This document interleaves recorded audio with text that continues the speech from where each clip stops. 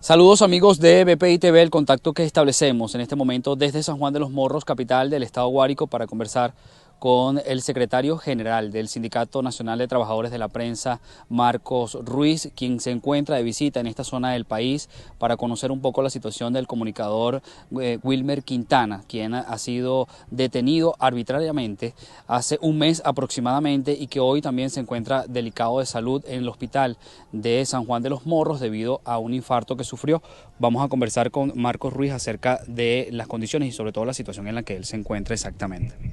Sí, en primer lugar hemos venido a conocer de primera mano cuál es la situación exactamente que tiene Wilmer. Hoy se cumple un mes de su arbitrario e ilegal encarcelamiento. Hoy se cumple un mes desde que un segundo periodista, reportero, comunicador es preso por el ejercicio de su derecho a la libertad de expresión y de opinión. En el caso particular de Wilmer, y de acuerdo a lo que nosotros hemos podido recoger con testimonios de su familia, pero también de otros periodistas de la zona, y revisando lo que es la acusación que ha presentado el Ministerio Público en contra de Wilmer Quintana, nos damos cuenta de que lo que hay es un intento por silenciarlo a él y a través de él a periodistas y comunicadores de la región. Se le imputa o se le pretende imputar el delito de instigación al odio, un delito además que está contemplado en una ley que es inconstitucional, una ley que ha sido sancionada también por un órgano que no tiene la competencia para ello y que no goza de la legitimidad para ello. Lo hizo la Asamblea Nacional Constituyente precisamente con esta intención, con la intención de ejercer la persecución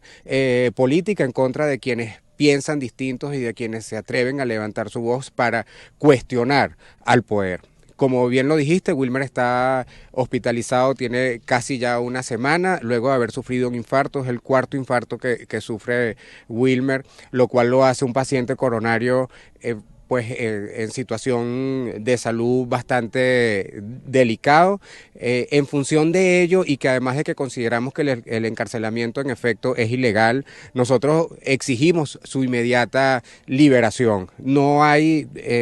ningún delito por el cual, o al menos así, no ha sido presentado por el Ministerio Público, no hay ningún delito por el cual Wilmer deba estar preso en este momento, y mucho menos debe regresar a los calabozos del 6CPC, que es donde lo mantienen detenido una vez que salga del hospital, por tratarse de un paciente, repito, con una situación de salud que pues necesariamente, y en el peor de los casos, digo el peor de los casos porque tiene que quedar en libertad plena, pero en el peor de los casos debe recibir una medida humanitaria para que pueda volver a su casa. Conociendo ya la situación en que se encuentra Wilmer, ¿qué exige el Sindicato Nacional de Trabajadores de la Prensa ante este hecho? Nosotros estamos respaldando la solicitud que ha hecho la defensa de Wilmer y que debe tener una respuesta la semana próxima. Le han pedido a la juez que en función de lo que es su condición de salud, por cierto, previa a su encarcelamiento, y que ahora se ha visto reforzada con el último episodio médico que ha sufrido, pues se le otorga a Wilmer una medida cautelar hasta tanto haya un pronunciamiento sobre el fondo, una medida cautelar para que tenga casa por cárcel hasta se decida sobre el fondo, y el fondo no es otro que su libertad plena. Repetimos, nosotros exigimos la liberación de Wilmer porque no ha cometido Wilmer ningún delito por el que deba permanecer privado de su libertad, y este pedido es exactamente el mismo para quienes aún el día de hoy actúan en contra de periodistas, de activistas, a propósito de sus posiciones públicas y de sus cuestionamientos. Wilmer en este momento es el segundo reportero, el segundo comunicador que está preso y que es preso de Nicolás Maduro. También cumple un año este mismo mes, por cierto, Jesús Medina Zaine, está preso en Ramo Verde, también por haber hecho unos cuestionamientos a través de sus redes sociales en contra de Diosdado Cabello y de algunos otros funcionarios del régimen de Nicolás Maduro. ¿Cuáles son las estadísticas en lo que va de año en cuanto a la violación del derecho a informar que lleva a cabo y que por supuesto Nicolás Maduro ha venido cometiendo en los últimos años en este país?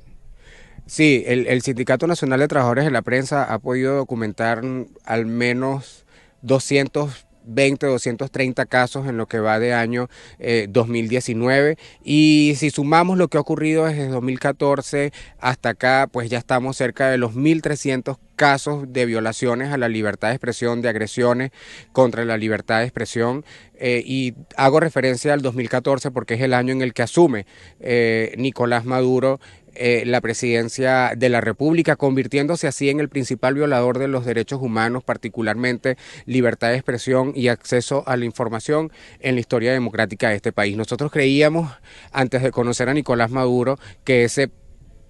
desagradable y lamentable premio y reconocimiento se lo llevaba Hugo Chávez, pero la verdad es que no. La persecución contra periodistas pues ha aumentado en este tiempo, el cierre de medios de comunicación, quizás no tan visibles como el caso de RCTV, pero la verdad es que ha sido Nicolás Maduro quien acabó con la prensa escrita en este país, con la prensa regional, y quien además ha cerrado casi 100 estaciones de radio desde que asumió el poder. Y por si esto no fuese poco, pues también ha sido Nicolás Maduro el principal carcelero de los periodistas, viendo cómo en este mismo año 2019 al menos 12 casos de detenciones arbitrarias se dieron por sus instrucciones directas en los alrededores del mismo Palacio de Miraflores.